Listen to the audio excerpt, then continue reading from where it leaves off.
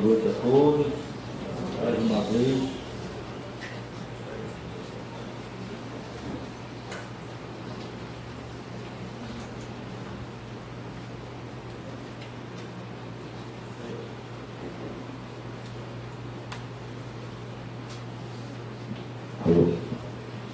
Bem, meus irmãos, hoje a palestra seria Saúde e Espiritismo, mas a nossa irmã Eudete Marim teve um imprevisto, não pôde vir até a casa, então nós iremos substituí-la, né? Talvez não à altura, né?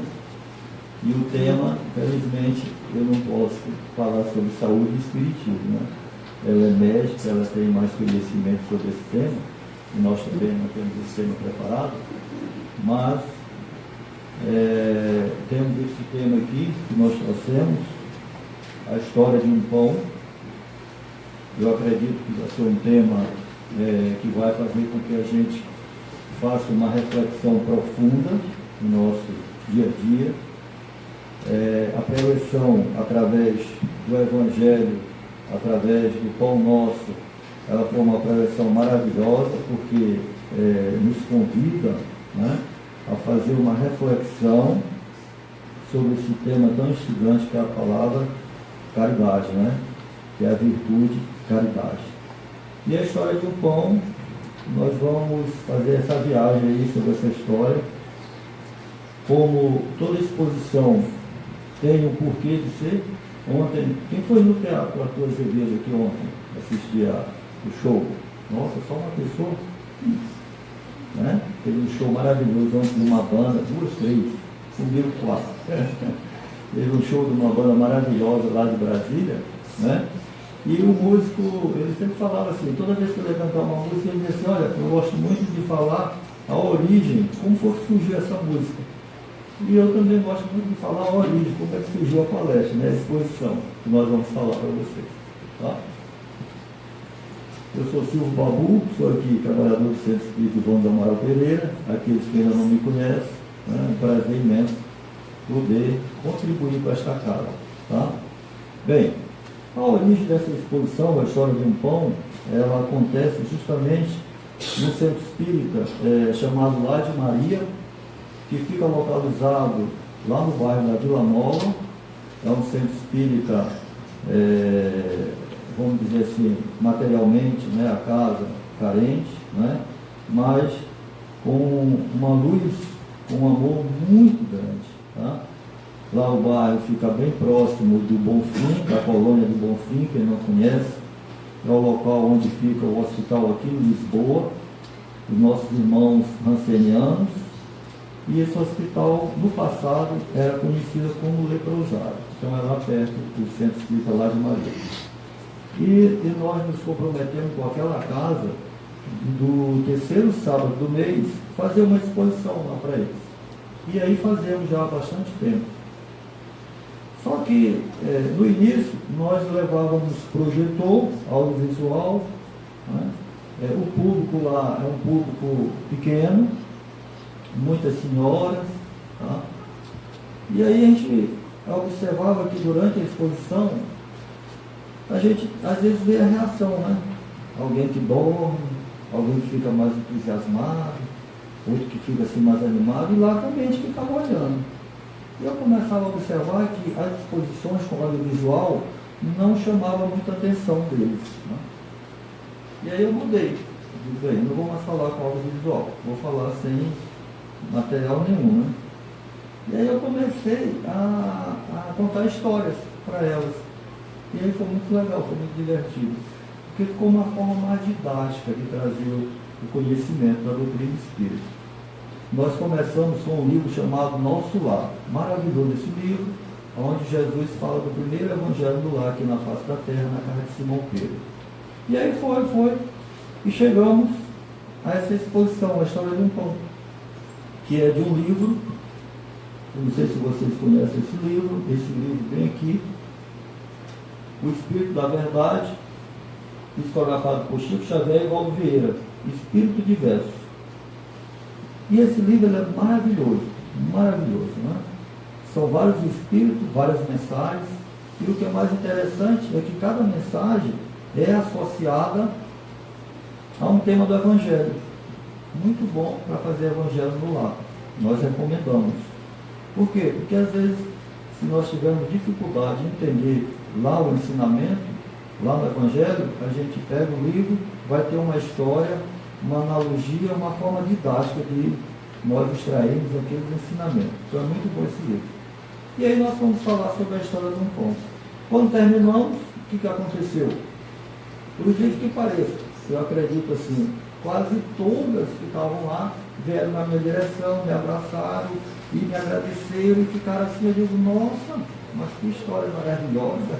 Porque não é o palestrante, é a história, né? E aí eu disse, nossa, eu preciso levar essa história para outras casas.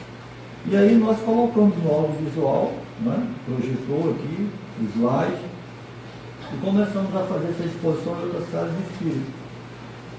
Já estamos fazendo, já fizemos em várias casas de espírito. E quando a gente dá o nome, a história de um pão, todo mundo acha assim, nossa, história de um pão, algo assim, né? A gente fica, porque geralmente os temas das palestras, elas são bem específicos, relacionados aos temas, e a história de um pão fica assim, algo bem aberto. Mas é um tema maravilhoso e nós vamos falar para vocês sobre esse tema. Bem, o capítulo do livro é o capítulo 81, e a mensagem, o Espírito que ditou essa mensagem foi o irmão X. Para quem não conhece o irmão X é o espírito de Humberto de Campos, que psicografava por Chico Xavier, no início com Humberto de Campos, e depois, devido a um processo na justiça, alguém já deve ter escutado isso, né? Mudou-se o nome por causa do processo da família, que havia entrado contra Chico Xavier, e aí foi colocado o irmão X no nome de Humberto de Campos. Então o capítulo é 81. No Evangelho segundo o Espiritismo, esse capítulo 81, ele está relacionado ao capítulo 13º. Olha só, tudo a ver com o que foi lido aqui antes. Capítulo 13º, não saiba a vossa mão esquerda o que dê a vossa mão direita.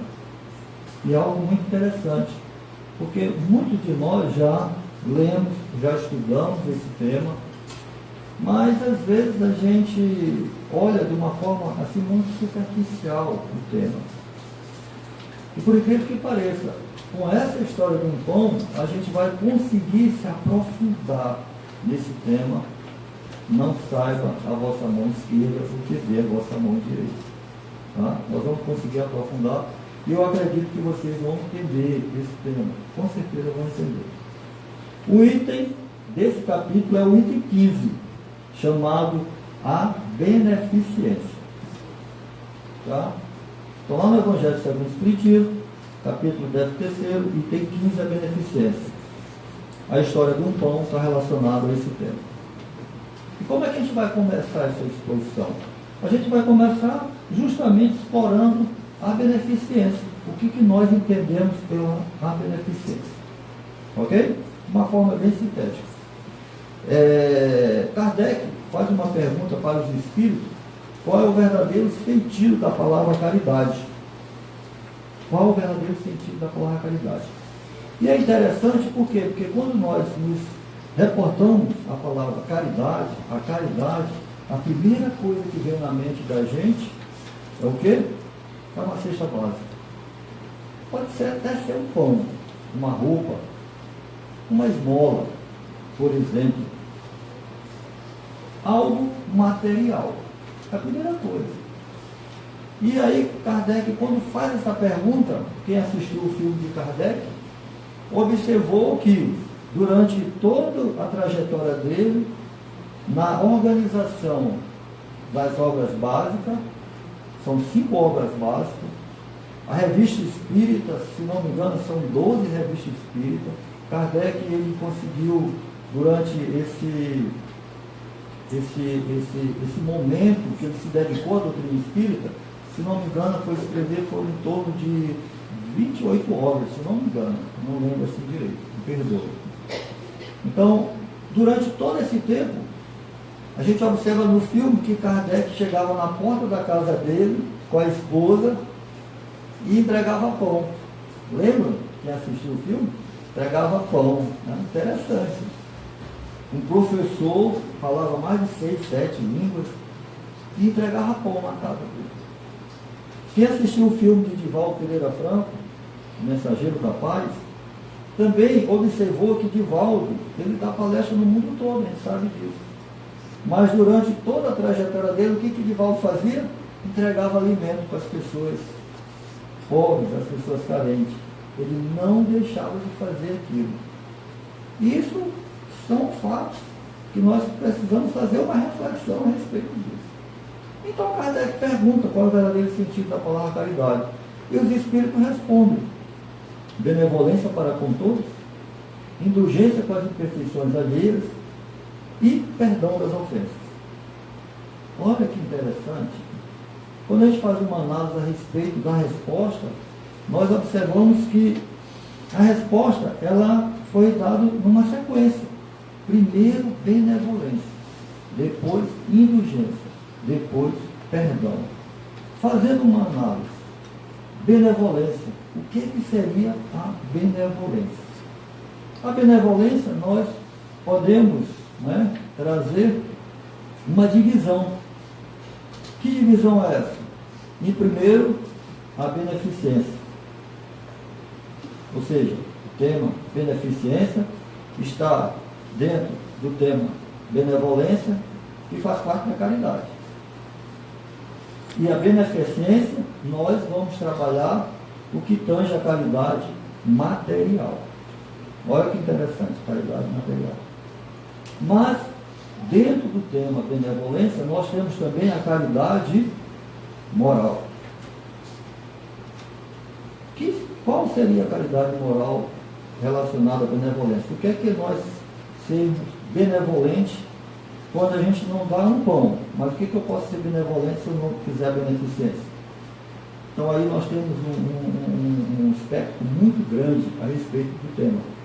Por exemplo, um abraço fraterno. Por exemplo, escutar alguém que está com algum problema, um amigo. Aquele amigo, eu tenho um amigo, que eu acho que todos nós temos esses amigos assim. Ele é solteiro, mas quando ele arranja uma namorada, ele esquece da minha amizade, ele desaparece, esquece de mim. Cadê meu amigo? Sumiu. Aí quando ele volta, e aí meu amigo? E já vem o quê? Justamente contando toda a problemática do relacionamento. Ele diz: mas você esqueceu do seu amigo? Não, a parte sabe, não sei o quê. Aí ele volta a ser meu amigo novamente. De repente ele some. O que aconteceu? Eu já sei. Já está com uma namorada. E ultimamente ele tem repetido isso, mas com a mesma namorada. Ele se separa, vai, some. Ultimamente ele está sumido. E é muito interessante, porque quando ele volta, aí eu digo para o professor, já vem ele com a mesma história. Mas eu lembro da benevolência. Eu digo, eu tenho que ser benevolente, eu tenho que escutar a mesma história quantas vezes for necessário. É meu amigo, é meu irmão. E se não fosse, também. É legal, né? A benevolência é isso. Outro dia ele teve um caso interessante. Foi um amigo dele que também acabou separando. Aí ele disse assim para mim: Silva, eu não aguento mais esse amigo meu. Porque ele, todo dia ele falava da namorada dele. Rapaz, é assim que eu sou? Eu digo, é assim, meu irmão, é assim mesmo. Ele, rapaz. Aí ele, e aí, cadê teu amigo? Ele já voltou. Aí a mesma coisa, ele já veio falar de novo, se eu não aguento. Tá me ligando, tá me ligando. É engraçado, né? E vamos ser benevolentes com os nossos irmãos. Então, escutar o outro é um ato de ser benevolente. Não? Uma carona. Saiu aqui do centro espírita, alguém que está na porta, você vai para onde? Uma carona, olha, ser benevolente. Né? Legal. Então a gente começa a observar que dar uma cesta, dar um alimento, não é? Uma esmola, é fácil. Já escutar, dar um abraço, não é? Já dar bom dia, não é? A gente já começa a observar que já começa a ficar um grau de dificuldade já começa a aumentar um pouquinho, porque às vezes nós somos tímidos, e quando a gente se aprofunda no tema timidez, a gente vai chegar a uma conclusão que nada mais, nada menos é o quê? O orgulho, que ainda temos, muito exagerado, somos tímidos. E depois os espíritos falam sobre a indulgência. Indulgência com as imperfeições alheias. Então a gente nota que já ficou mais difícil ainda aceitar o outro do jeito que ele é. Né? Mesmo que ele não use o WhatsApp, mas queira só que a gente faça ligação para ele. Isso é ser indulgente. Né? Ah, mas todo mundo usa o WhatsApp. Mas não precisa todo mundo usar o WhatsApp. Né? A gente tem que ser indulgente. Aceitar a pessoa como ele é. Né? Ele, uma pessoa às vezes que ainda comete aquilo, uma pessoa às vezes que é ignorante, que é arrogante. Né? A gente consegue observar alguns defeitos, mas a gente não quer aceitar. Né? Mas nós temos que trabalhar. Então a indulgência já é mais difícil ainda. E depois vem o que? O perdão das ofensas. Nossa, esse aí complicou, ou seja, é o ápice da caridade. Ah, mas é fácil perdoar, eu te perdoo, mas eu não quero mais te ver. Então, nós estamos equivocados, porque o perdão não é isso. Né? Mas nós não vamos falar sobre esses 3 temas especificamente. Benevolência, indulgência e perdão. Nós vamos até hoje a beneficência. Só que para falar da beneficência, nós vamos ter que relatar todos os temas da história de um pão para vocês. Para a gente observar como é maravilhoso nós começarmos a trabalhar a caridade no sentido mais amplo da caridade. Tá? Porque se nós entendermos no sentido mais simples, mais fácil, que é dar um pão, que é dar uma cesta, uma roupa, pronto. Os outros sentidos a gente vai se esforçar muito mais para trabalhar ele. Tá? E os temas que são abordados na história são esses: a morte, conflitos, abandono, arrependimento, auxílio, gratidão, bem, caridade, oração, amor, sofrimento, reencontro, abraço, reencarnação. Olha que legal, de uma história de 2 páginas, se não me engano, ou 3 páginas, nós conseguimos trabalhar vários temas. E se a gente se aprofunda mais, a gente vai encontrar mais temas nessa história. Tá certo? Mas nós vamos fazer uma reflexão sobre todos esses temas, para que nós possamos entender a história de um pão e entender o tema beneficência. Não saiba a mão esquerda o que a direita dá. Tá certo? Então vamos começar com a morte. Porque a gente vai narrando a história. Tá certo? A gente vai contando a história e no decorrer da história a gente coloca umas ilustrações e vamos fazendo as nossas análises juntos. Tá bom? Bem aqui nessa historiazinha, esse rapaz aqui, começando, a gente vai começar com Barsabás. Barsabás é o tema, é a personagem principal da história. E aí a história começa. Está transcrito do jeito que está no livro. Quando Barsabás, o tirano, demandou o reino da morte, buscou Debalde reentregar-se no grande palácio que lhe servia de residência. O que nós podemos, fazer uma análise a respeito disso? É muito interessante. Houve um evento aqui em São Luís chamado Foresma, a última Foresma, onde veio a Anete Guimarães e a Eduardo Guimarães. Eu não sei se alguém aqui estava presente. Mas houve algo muito curioso. O Eduardo Guimarães, ele fez uma pergunta para todos nós que estávamos lá assistindo a Cortella. Ele perguntou mesmo assim. E aí eu vou fazer a mesma pergunta para vocês. O que verdadeiramente a doutrina espírita trouxe de diferente para nós, após a sua revelação, 160 anos atrás? E aí, aqui não, mas lá ele pedia que cada um respondesse. E aí começou cada um falando o que a pessoa entendia por essa pergunta, a resposta. Bem, se nós analisarmos os princípios básicos da doutrina espírita, a gente vai dizer mesmo assim, é muito fácil. Princípio básico, lá no princípio básico, tem alguns temas que aparentemente parece que foi algo, né, notado que a doutrina espírita nos trouxe. E aí ele foi relatando. Muitos aqui sabem os princípios básicos, a gente vai relatar alguns. Deus é o princípio básico da doutrina espírita. Não, Deus não tem nada diferente. Várias religiões falam sobre Deus, né? Muito antes do livro de Cristo, Deus. Então Deus, inteligência suprema do universo, causa primeira de todas as coisas, é algo que já é, os índios têm os seus deuses, então a Grécia antiga, nada de novo. Imortalidade da alma. A imortalidade da alma, ou seja, que a gente não morre. Não, imortalidade da alma também não é algo novo, não é algo que a doutrina espírita nos revela. Tem algo, por quê? Porque a imortalidade da alma, também as religiões tradicionais, elas já nos falam sobre a imortalidade da alma. O budismo, e por aí vai. Outro princípio básico, a gente tem a comunicabilidade com os espíritos. Bem, imortalidade da alma, conversar com os espíritos, inclusive lá em Deuteronômio tem a proibição de Moisés, na época, de conversar com os espíritos. Então, se era proibido, é porque conversava, também não é nada novo da doutrina espírita.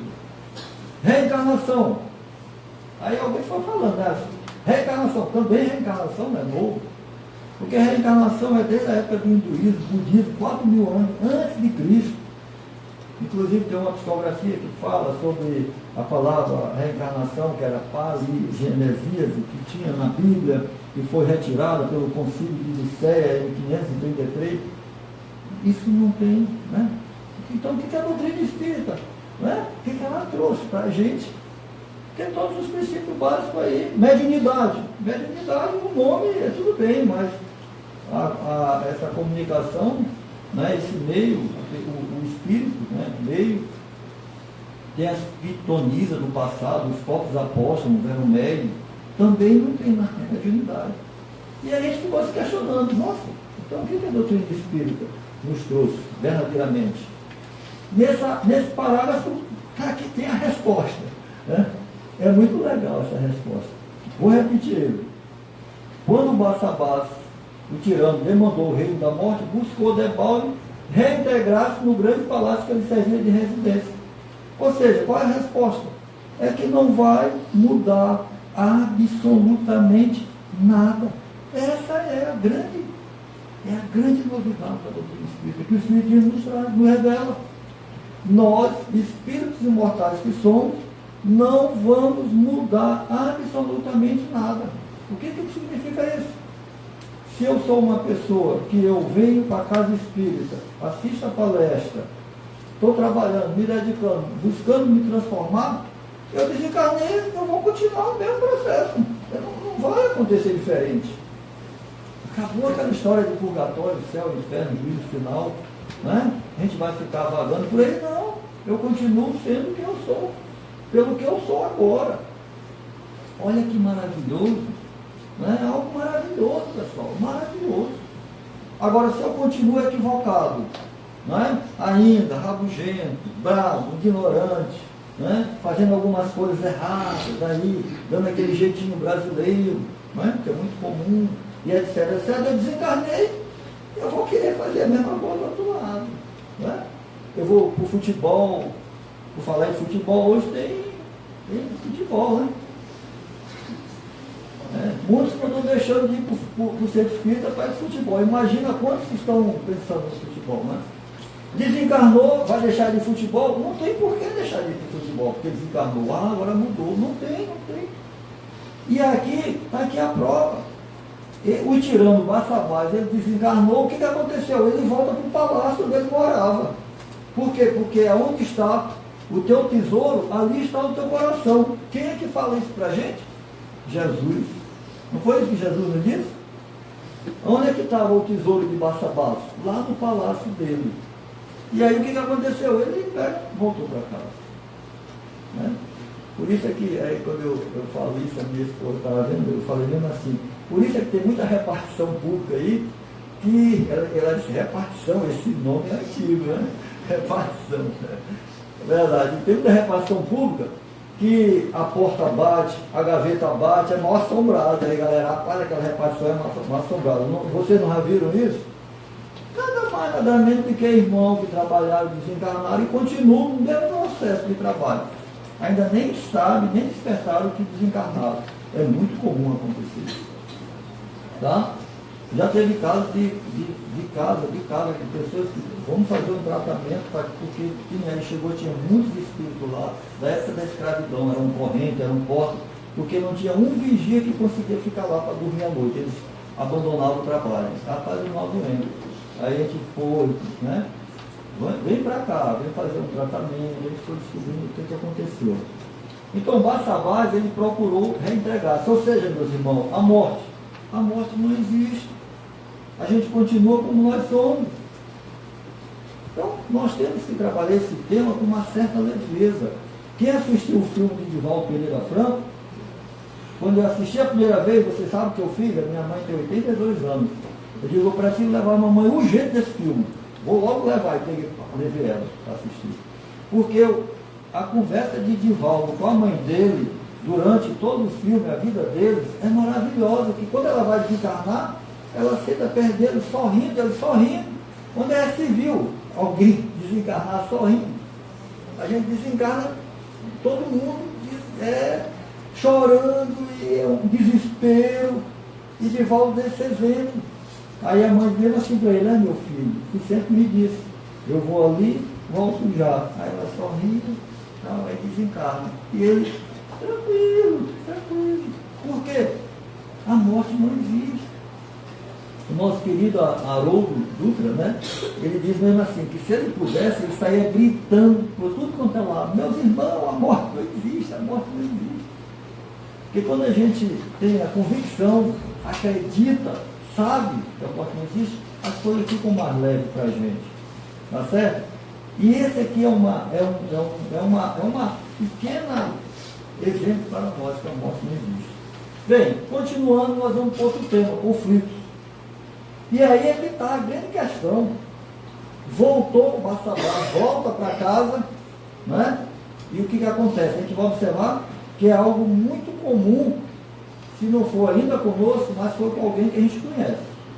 A viúva, alegando infinita mágoa, desfizera-se da moradia vendendo os adornos. Olha só, e a gente, né, dá tanto valor à moradia, a carro, a casa, a joia, e etc. Aí desencarna, quem não dá valor vende logo, que está precisando de dinheiro. Agora imagina o desespero do espírito, que está apegado aqui, quando ele retorna e observa a turma leiloando, né? Que aqui é o leilão. Viu ele então bachelas, candelabros, telas e jarrões, tapetes e perfumes, joias, relíquias, sob o martelo do leiloeiro, enquanto os filhos querelavam no tribunal, disputando a melhor parte da herança. Ou seja, os filhos brigavam lá no tribunal. Olha que legal, né, pessoal? Conflitos. Quer dizer que depois de desencarnado, nós ainda vamos ter conflitos na nossa vida, porque conflito é o que mais nós temos, né? É verdade. Nós precisamos começar a despertar e evitar esses conflitos na nossa vida. Agora, se eu sou apegado à matéria exageradamente, o que vai acontecer quando eu desencarnar? Eu não vou aceitar que ninguém venda tudo aquilo que eu deixei. E é engraçado, né? Eu sou pai, nós pais, né? O que a gente faz? Não, a gente trabalha, eu tenho que deixar os meus filhos muito bem servidos materialmente. Olha só, meus irmãos, disputa no tribunal. Será que a gente não conhece nenhuma família? Eu conheço família há mais de 30, 40 anos, que até hoje o inventário ainda não foi realizado por causa das brigas. Alguém não conhece? Ninguém aqui? Né? Todo mundo conhece. Né? E quando a gente desencarnar? Será que nós não vamos também estar do lado de lá olhando uma confusão? Olha só como a gente tem que refletir sobre isso.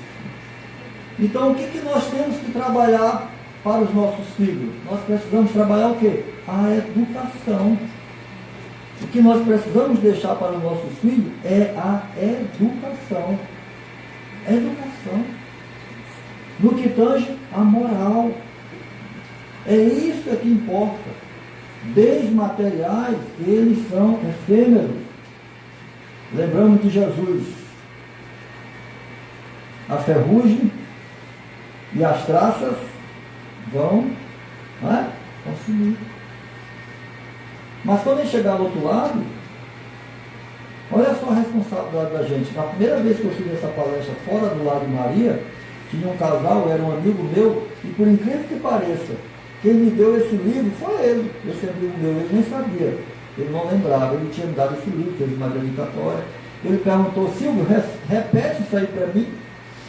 Aí eu entendi. Por quê? Porque estava havendo um conflito com respeito de bem já na carne, estavam os filhos.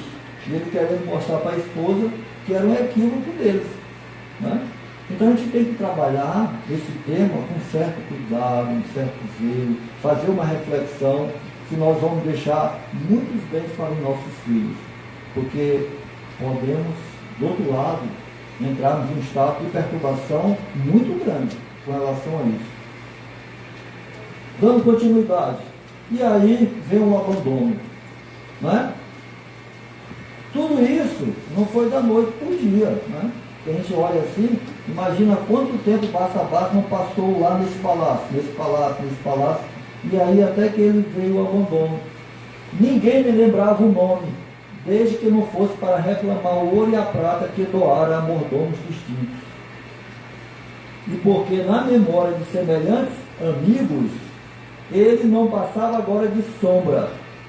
Tentou o interesse afetivo de companheiros outros da infância, todavia, entre eles encontrou simplesmente a recordação dos próprios atos de malquerência e de usura. Então o que acontece com Barsabás? Ele se sente abandonado. Agora imagina só, um tirano desencarna, palácio, muito dinheiro, volta para casa, a viúva vendendo as coisas, os filhos brigando, e os amigos? Ninguém lembrava dele. Né? Só lembrava dele agora, não passava de uma sombra. Né? Por quê? Porque ele foi justamente buscar esses irmãos, esses amigos dele lá no passado. Mas não quiseram simplesmente dar atenção para ele. O que é atenção? É criar uma sintonia de alguém chegar e falar bem: olha, Barsabás foi embora para o outro lado, tão gente boa, né? Ninguém queria saber de Barsabás. Falava-se assim, que Deus, né, que o diabo carrega, né? Não tem esse cuidado, quando a pessoa é ruim, ligada a sentir, vá por quintos, né? A galera fala isso. Então os amigos não estavam. Por quê? Porque só se lembravam o quê? Que ele era uma pessoa miserável, só pensava nele, né? Usurado, como a gente diz, canhenga, e a malquerência. Então, ele se sentiu abandonado. Então a gente observa que há um processo depois do desencarne. Vem a perturbação de acordo com as nossas ações e do outro lado o abandono. É lógico que a gente não vai encontrar ninguém, né, que a gente tem aquele processo de afeição. Nós não vamos ter essas pessoas perto de nós. Por quê? Porque nós não somos verdadeiramente queridos. E aí vem o que? O arrependimento. Mas só lembrando, a historinha é rápida, mas ele passou muito tempo para chegar a esse momento de arrependimento. Barsabás entregou-se às lágrimas de tal modo que a sombra lhe embargou, por fim a visão, arrojando na treva. Olha que interessante, como é que nós chegamos a uma zona umbralina. Essa é a zona umbralina, essa é o inferno de Barsabás.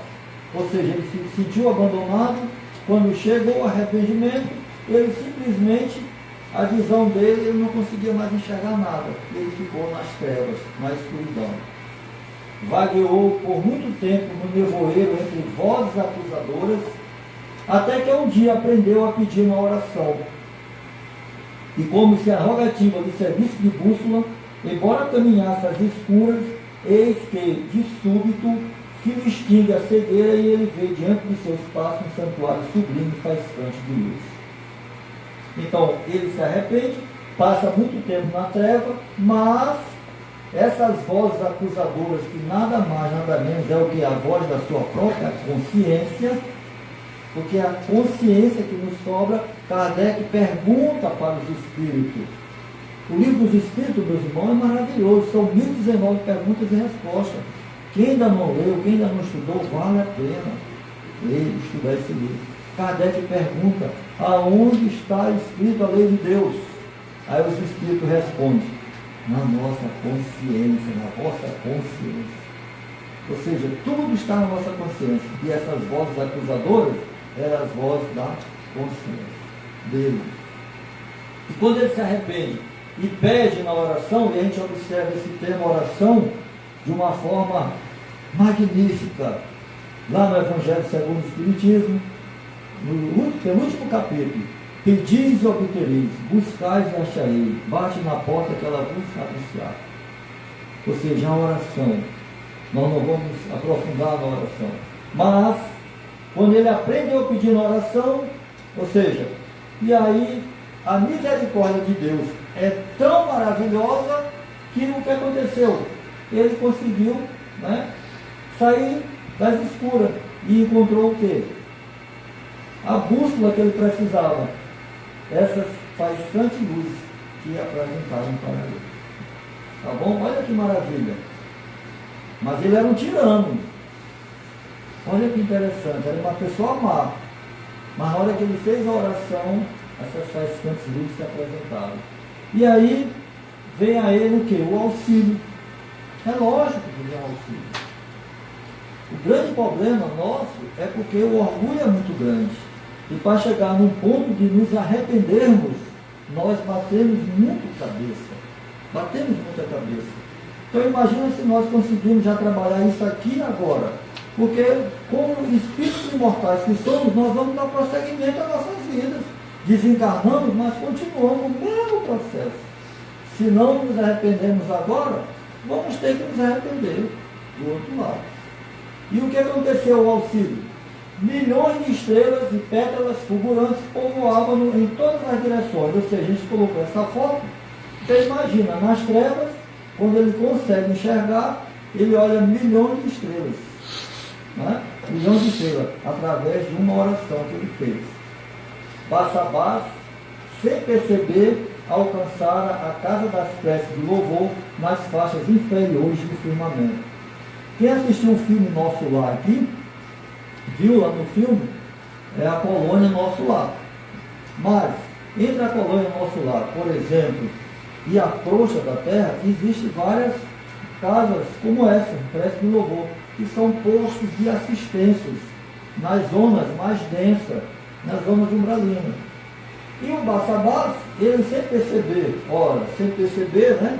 Ele já orientado pela própria misericórdia divina, se ele perceber, ele chegou a essa casa de prece de louvor.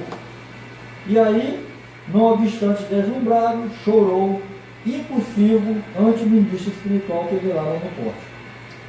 Então, olha a caridade do ministro, né? Imagina quantos irmãos não chegam naquela casa, né, chorando, arrependidos das coisas que cometeram.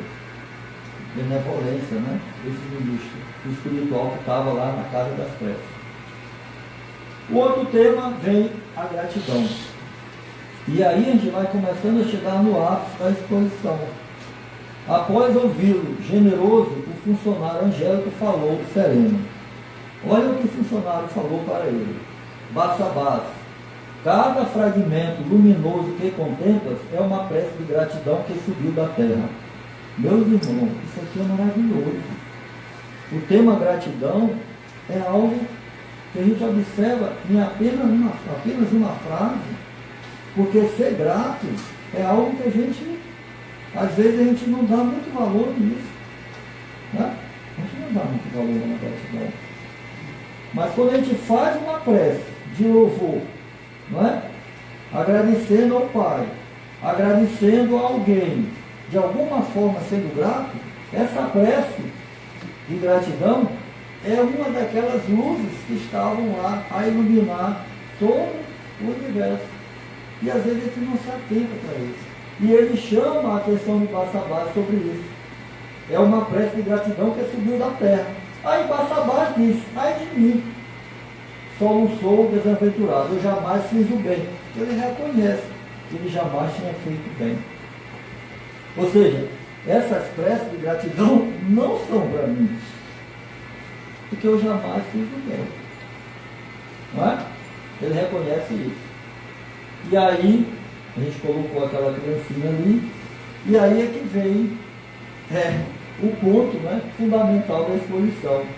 Em verdade, o ministro do Porto falou para ele, prosseguiu o informante: trazes contigo, em grandes sinais, a pranto e ranger, a pranto e o sangue dos doentes, das viúvas, dos velhinhos, órfãos e indefesos que desposaste nos teus dias de vigilância e de crueldade. Entretanto, tens aqui em teu crédito uma oração de louvor. Olha que interessante. O ministro lá do Porto, ele é muito caridoso. A gente observa como a caridade é maravilhosa. Ele até nos falar, se expressar para Barçabás, ele se expressa de uma forma caridosa, porque ele diz assim: olha, é verdade, tu traz contigo, né, grandes sinais de pranto e sangue dos doentes, das viúvas, dos velhinhos e órfãos indefesos. Quer dizer, várias coisas que ele fazia. Ele diz assim: nos teus dias de vigilância, porque tu foste em vigilância. E em vigilância, olha como ele é caridoso, né? Ô meu irmão, tu foste em vigilância, né? Ou seja, uma forma, né, doce de falar com outra pessoa. Olha como é bom, né? A gente vai mudando, né? Quando a gente aprende um pouquinho em vigilância e de crueldade. Aí ele diz: entretanto, tens aqui no teu crédito uma oração de louvor. E aí aparece aquela criança. Quando aparece a criança, a gente bota a foto, vê justamente a caridade. E essa foto aqui, para vocês terem uma ideia, quando eu olhei essa foto, eu digo: essa aqui é a foto que eu preciso. Soldado alemão dando pão para menino russo órfão em 1942. E aqui é o ponto. E apontou-lhe a acanhada estrela, que brilhava a feição de pequenino disco solar. Há 32 anos, disse ainda o instrutor: deste um pão a uma criança, e essa criança te agradeceu e presta ao Senhor da vida. Aqui é um ponto. Aqui é um ponto para a gente prestar atenção na exposição. É o ponto que a gente se aprofunda ao tema da beneficência. Por que Barçabás, com apenas um pão, ele teve aquela estrela que o guiara? Por quê? Já que ele era um tirano, era uma pessoa mau, ele desposou viúvas, velhinhos, era uma pessoa vigilante, cruel. Por quê? A gente fica se perguntando. Aí a gente pensa logo assim: ixi, eu brincava assim, de, olha, quando eu começar a fazer essa exposição, eu vou levar um cesto de pão, porque eu dou um pão para cada um, né? Eu vou ficar bem do outro lado, dar um pão. Mas, meus irmãos, vamos nos aprofundar no tema. Ele deu um pão a uma criança. Olha, esse soldado alemão dando um pão para o menino russo numa guerra. Será que esse mesmo soldado ia dar um pão para um soldado russo? Né? Será? E por que foi uma criança? E por que apenas um pão? E aí a gente começa a mergulhar nisso. E lembramos dos ensinamentos de Jesus: deixai vir a mim os pequeninos, as criancinhas, porque aqueles que forem puros como as criancinhas, eles herdarão o reino do céu. Lembra dessa passagem? Para que a gente possa ter essa pureza do coração. E por que a pureza da criança faz toda a diferença nesse pão dado por Barçabás? Porque não saiba a mão esquerda o que deu a mão direita. Sabe por quê, meus irmãos? Porque Barçabás não esperava nada em troca dessa criança. Absolutamente nada. Se a gente der um bombom para uma criança, o que nós vamos esperar de troca dessa criança? A gente vai esperar alguma coisa? A gente vai esperar alguma coisa de troca?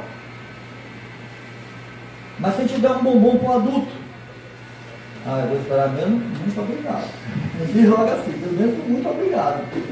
Não é?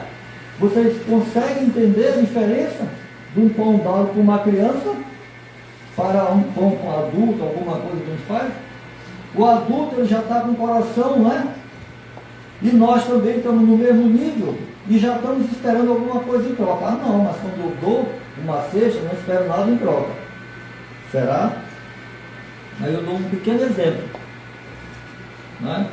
Vamos supor que vê um irmão carente aqui na porta, do Ivone Pereira, carente, pobre, e a gente pega e dá uma cesta para ele. Meu irmão está aqui na cesta, eu sou Silvio Babuto, sou inscrito do Amaral Pereira, nós trabalhamos aqui, eu vou te ajudar, está aqui uma cesta, você é uma pessoa que precisa, tá? Isso aqui eu estou fazendo de coração, né?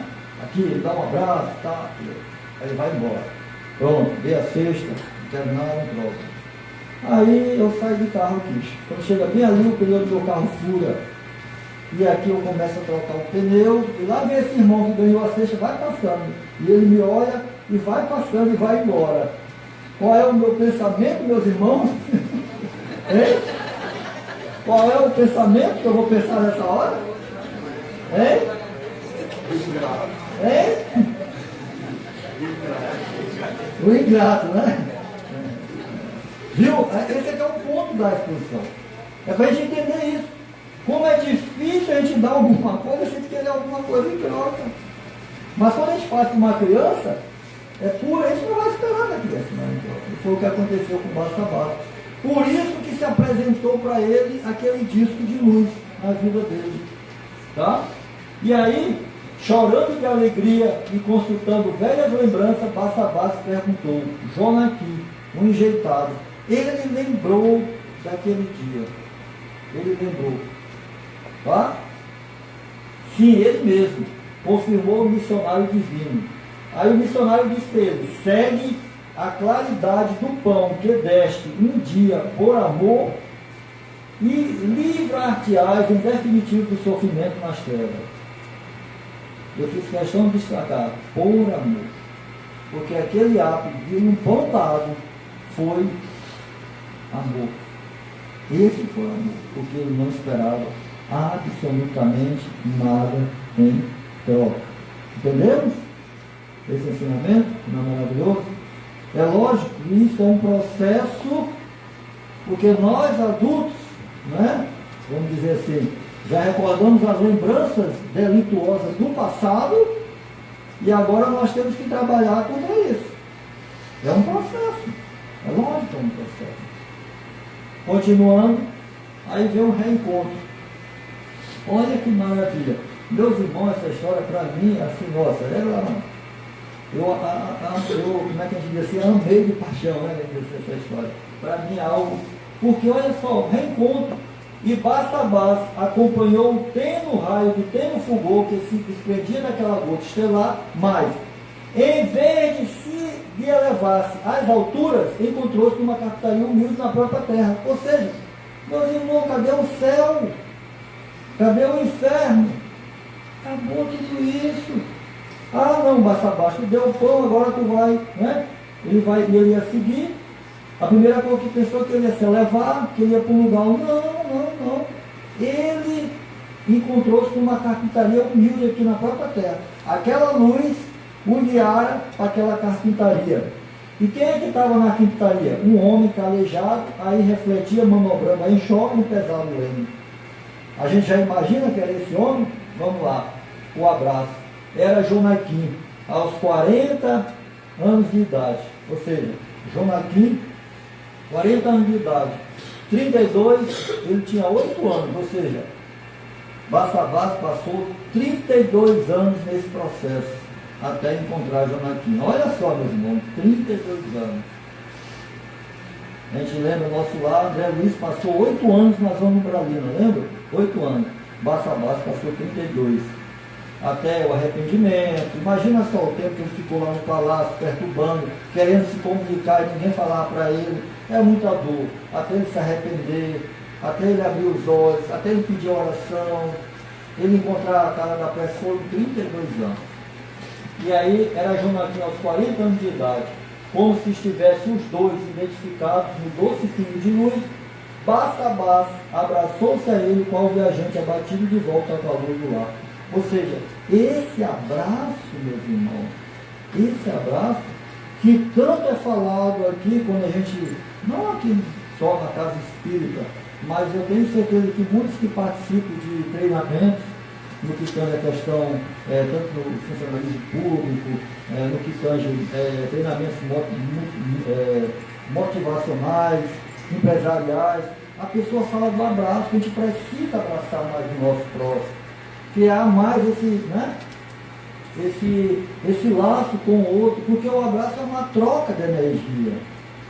E aí, naturalmente, eles dois identificados. Por que eles estavam identificados? Pelo ato que foi feito há mais ou menos 32 anos, de amor, através de um pão, com uma criança, um ato de amor, e ali a atração, ele encontra e se abraça. Ele abraça o João aqui. E aí, meus irmãos, decorrido um ano, Jonaquim, o carpinteiro, ostentava sorridente dos braços mais um filhinho, cujos louros cabelos emolduravam belos olhos azuis, com a bênção de um pão dado ao menino Cristo, por espírito de amor puro, olha só, amor puro, conquistara Barsabás nas leis eternas o prêmio de renascer para redimir-se. Olha como é algo maravilhoso, né? A reencarnação. Né? Ele veio agora como filho de Jonaquim. Apenas um pão dado por espírito de amor puro. A reencarnação se concretiza. Tá? E às vezes a gente fica pensando, né? Assim, coisas assim, fantásticas. Algo grandioso, fica entre o medo, o pavor, o temor. Quem eu fui, quem eu sou, o que vai acontecer, o que não vai acontecer. Um pão, uma criança carente, vem como filho dela. Simples, muito simples. E aí eu lembro dos ensinamentos de Jesus, lá em Lucas, que ele diz mesmo assim, se vós ainda não consegues fazer as pequenas coisas, por que tu já está preocupado com as grandes coisas? Né? Já está tão assim, né? Já está entusiasmado em fazer grandes coisas. Mas às vezes a gente não consegue ainda dar um pão com espírito de amor puro, a gente já quer dar mil cestas básicas. Eu vou dar muita cesta básica, eu vou dar muita cesta básica. Né? Tá bom? E para encerrar, meus irmãos, nós vamos com uma mensagem de Chico Xavier, psicografada por Chico, o Espírito Emmanuel, que vai fazer a nossa conclusão final dessa história do pão. E essa mensagem ela começa mais ou menos assim. Toda vez que nós nos encontramos, né, que nós já estamos trabalhando, servindo, né, verdadeiramente, ou seja, eu já estou fazendo aquele trabalho de levar uma cesta básica por amor, entendeu? Porque às vezes eu digo assim, olha, às vezes eu escuto muitos amigos falar assim, eu não vou no trabalho porque, olha, eu vou ser sincero, eu acho até legal a franquia da pessoa. Eu ainda não consigo fazer isso. Eu digo, legal, eu te entendo. Mas tu tem que te esforçar a ir nesse caminho. Porque como é que tu vai conseguir fazer algum dia se tu não der o primeiro passo? Como é que a gente vai conseguir? Eu ainda não consigo dar um abraço para um morador de rua.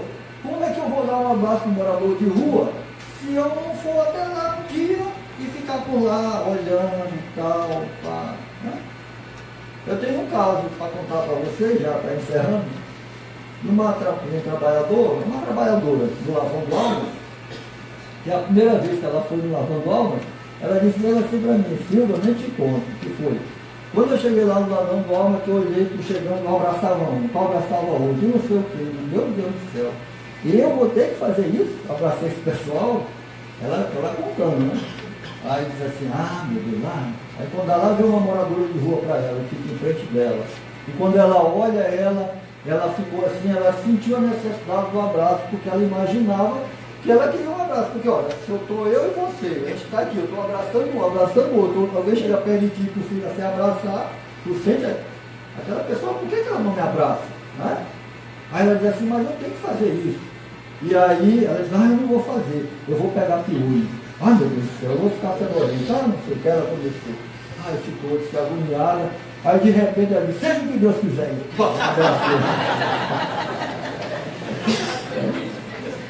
Aí depois que ela abraçou, ela não pegou piolho, ela não viu isso. E começou a ficar tudo muito simples. E ela começa a me abraçar hoje naturalmente.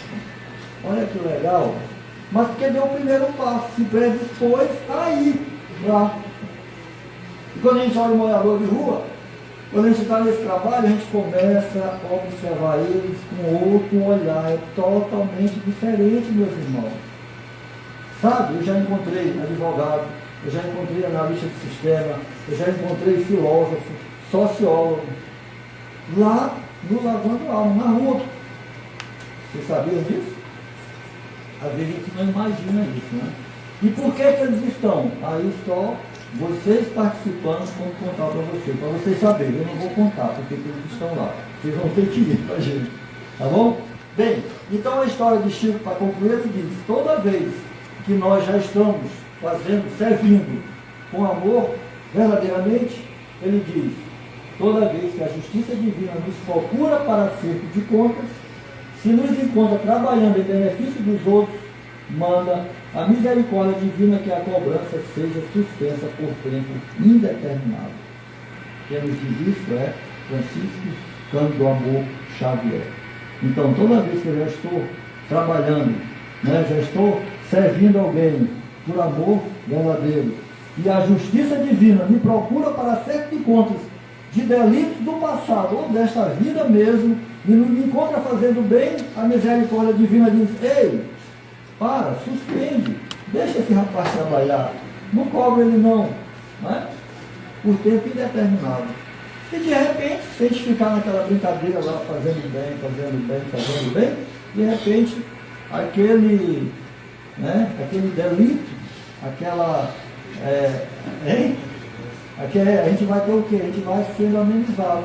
Tanto que tem lá uma mensagem no Evangelho, o amor cobre uma multidão de pecados. É isso aí, entendeu? É isso aí. Tá, meus irmãos? Meus irmãos, muito obrigado. Que a paz de Jesus seja a paz de vocês. Muita gratidão.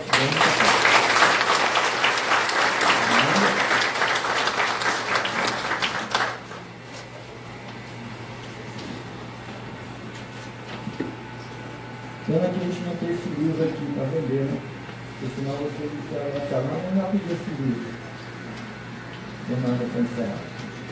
Obrigado.